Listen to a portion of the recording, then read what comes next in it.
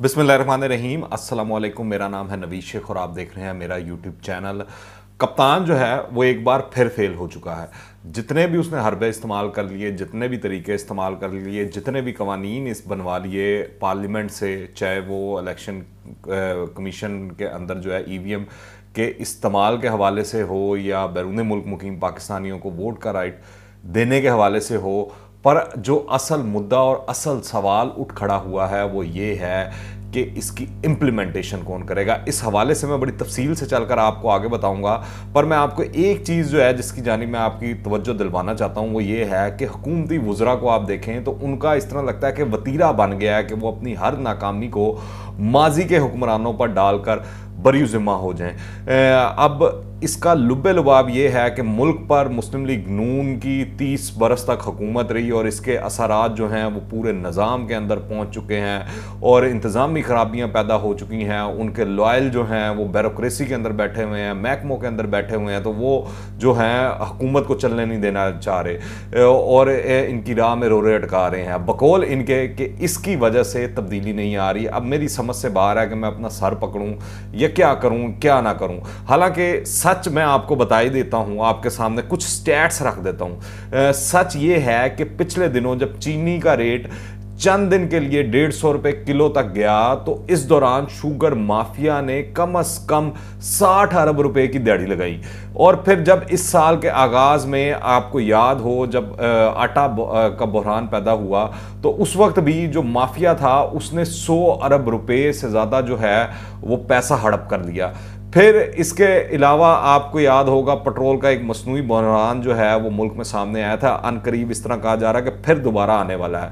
तब भी एक रिपोर्ट के मुताबिक 130 अरब रुपए का नाजायज मुनाफा जो था वो कमाया गया। ये है तब्दीली, ये है इमरान खान का नया पाकिस्तान, ये है रियासत मदीना, ये है इमरान खान का मंशूर और ये है पीटीआई के वो अच्छे दिन जिसके बारे में अताउल्लाह ईसा खेलवी ने वो गाना सुना दिया था और कह दिया था। पर हकीकत ये है कि जहां से अरबों रुपए कमाना जो है इस वक्त पाकिस्तान के अंदर मुश्किल नहीं रहा है, लेकिन शर्त यह है कि आपको स्मार्ट वर्क करना आता हो। थोड़े बहुत पैसा कमाना तो बहुत मुश्किल है, पर अरबों की दिहाड़ियां लगाना, खरबों की लगाना वो बड़ा आसान काम हो चुका है इस वक्त पाकिस्तान के अंदर। आज 3.5 साल बाद ये हालत है कि हुकूमत को लाने वाले भी खुद को गैर महफूज तस्वुर कर रहे हैं। मसला सिर्फ माशी महाज पर नहीं बल्कि हर महकमा, हर इदारे के अंदर आप देखें रिवर्स गेयर लग चुका है। पुलिस आप देख लें, महकमा हेल्थ देख लें, वो जो ये आपका पटवारियों वाला निज़ाम या जो भी निज़ाम लैंड रिकॉर्ड का चल रहा था वो जाकर देख लें। जिस महकमे में जाएंगे आपको रिवर्स गियर लगा दिखाई देगा। जो थोड़ा बहुत पहले चल भी रहा था, सही चल रहा था, ये गलत चल रहा था, ये अलहदा बहस है, अब वो पूरा मामला इन्होंने ठप करा दिया है। अब वज़ीर ख़ारजा शाह महमूद कुरैशी जो हैं वो कहते हैं कि कौम हमारा साथ दे, हम जल्द खुशखबरियाँ देंगे। तो मेरा उनको ये जवाब है कि ये क्या कौम के लिए छोटी खुशखबरी है कि वो आटा, चीनी और बिजली के बाद अब गैस की लोड शेडिंग को बर्दाश्त करने पर मजबूर हैं और उनके हाथ पांव फूले हुए हैं और हुकूमत जो है टमकटोइयाँ मार रही है, कभी इधर की वो सुना रहे हैं, कभी उधर की सुना रहे हैं। जब जो बर वक्त फैसले करने थे वो उन्होंने किए नहीं और अब एक वजीर जो हैं हमाद अजहर जो हैं उनके पीछे पूरी हुकूमत खड़ी हुई है, उनकी नाअहली के पीछे पूरी हुकूमत खड़ी हुई है। फिर आप बात करें ईवीएम पर, इलेक्शन कमीशन जो है वो वाज़ह तौर पर इस वक्त परेशानी का शिकार है, तजज़्ज़ुब का शिकार है, कन्फ्यूजन का शिकार है। मुझे नहीं लगता कि ये अनकरीब ईवीएम वाला मामला जो है ये इंप्लीमेंट हो पाएगा, क्योंकि सेक्रेटरी इलेक्शन कमीशन जो है उनका कहना है कि इनके इदारा आइंदा आम इंतखाबात इलेक्ट्रॉनिक वोटिंग मशीन के जरिए कराने का पाबंदी नहीं है।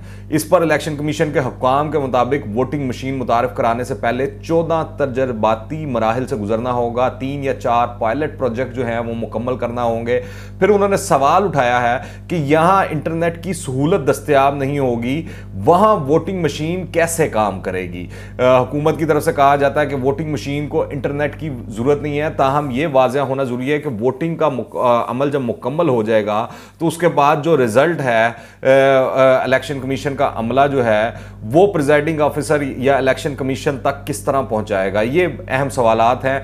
वैसे इलेक्शन कमीशन एवं ही मेरे ख्याल से खामखा रूला डाल रहा है और फजूल किस्म के 37 एतराज़ात उठा रहा है। हालांकि साइंस और टेक्नोलॉजी के जो वजीर हैं बड़े ही वो घाक किस्म के वजीर हैं, शबली फराज साहब, वो कहते हैं कि 37 में से 27 एतराज़ात का तो ईवीएम से बराह रास्त कोई ताल्लुक ही नहीं है और बाकी जो 10 एतराज़ात दूर कर दिए गए हैं। जबकि इलेक्शन कमीशन जो है वो पता नहीं अब नवाज शरीफ की वजह से या आसिफ अली जरदारी की वजह से या पता नहीं इन लोगों ने इलेक्शन कमीशन के अंदर भी अपने बंदे बैठा दिए हैं, इस वजह से वो कह रहा है कि किसी एक एतराज़ पर भी उनको तसल्ली बख्श जो है वो जवाब नहीं मिल सका है हुकूमत की जानिब से। इन 37 एतराज़ात में से एक एतराज़ ये है कि ईवीएम से वोट की जो सीक्रेसी है वो कायम नहीं रह सकती, जिससे वोट का तकद्दुस मजरू होगा, जो कि खिलाफे आइन है।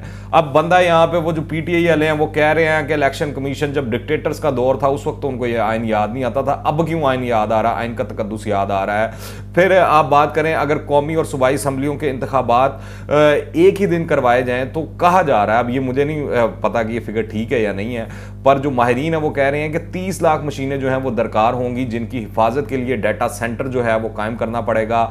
इस तमाम प्रैक्टिस पर 150 से 200 अरब रुपए की जो रकम है वो खर्च होगी, जबकि जो 2018 का इलेक्शन हुआ वो 25 से 30 अरब बल्कि 20 से 25 अरब के अखराजात के अंदर अंदर वो हो गया था। जायद रकम कहाँ से आएगी, तो इसका बड़ा आसान सा हल है, मैं आपको बता देता हूँ। हुकूमत को तो पहले ही पता है कि हुकूमत जो है बिजली, पेट्रोल, गैस और खाने पीने की अशिया जो है वो मज़ीद महंगी करती जाएगी, उसमें मज़ीद टैक्स लगाएगी और लोगों की जेब से पैसा निकलवा लेगी। इस तरह जो है ये 150 से 200 अरब रुपया पूरा होगा। अगर इससे भी ना हो रहा हो तो फिर हुकूमत के पास ऑप्शन पूरी मौजूद है कि वो दोबारा IMF के पास जाए।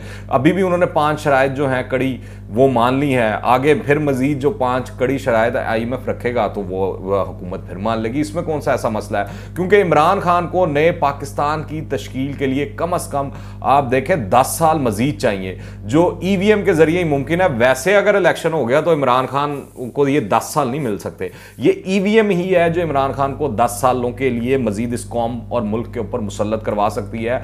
अभी उन्होंने आप देखें 1 करोड़ नौकरियां देनी है, 50 लाख घर देने हैं, अभी कट्टों, बच्चों, मुर्गियों और अंडों के जरिए मुल्क की मईशत को इमरान खान ने पांव पर खड़ा करना है।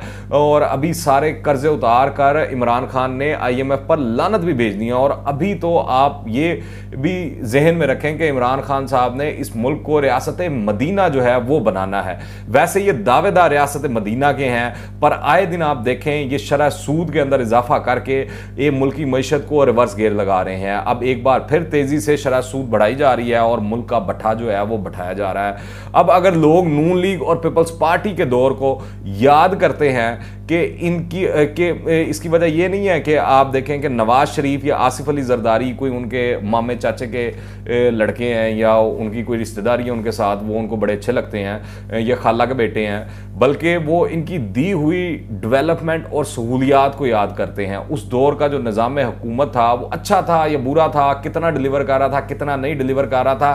पर एक चीज़ जो है इन 3.5 सालों में साबित हो चुकी है कि गुज़िश्ता इदवार इस इदवार से ज़्यादा बेहतर थे। इन 3.5 सालों से हर सूरत, हर लिहाज और हर एंगल से बेहतर थे। आप जोन सी मर्जी महकमा उठा कर देख लें, जोन सी मर्जी कारकर्दगी उठा कर देख लें, मईशत उठा के देख लें, खारजा पॉलिसी उठा के देख लें, मुल्क के अंदर लॉ एंड ऑर्डर की सिचुएशन उठा के देख लें, डेवलपमेंट के हवाले से उठा के देख लें, कर्जों के हवाले से उठा के देख लें, जिसकी ये सबसे बड़ी दावेदार थी कि हमने कर्ज उतारने हैं। तो आप जिस मर्जी एंगल से उठा के देख लें, वो गुज़िश्ता अदवार चाहे वो जरदारी साहब का हो या नवाज शरीफ साहब का हो, वो तमाम तर करप्शन के बाद, तमाम तर जो है मुल्क गद्दारी के बावजूद इमरान खान के दौर से बेहतर था। जबकि आप अब देखें तो इमरान खान सिर्फ बयानबाजी के ऊपर इत्तफाक कर रहे हैं, कारकर्दगी कोई नहीं है, अवाम को मुतमईन करने की कोशिशों में लगे हुए हैं, पर अवाम मुतमईन होते हुए दिखाई नहीं दे रही।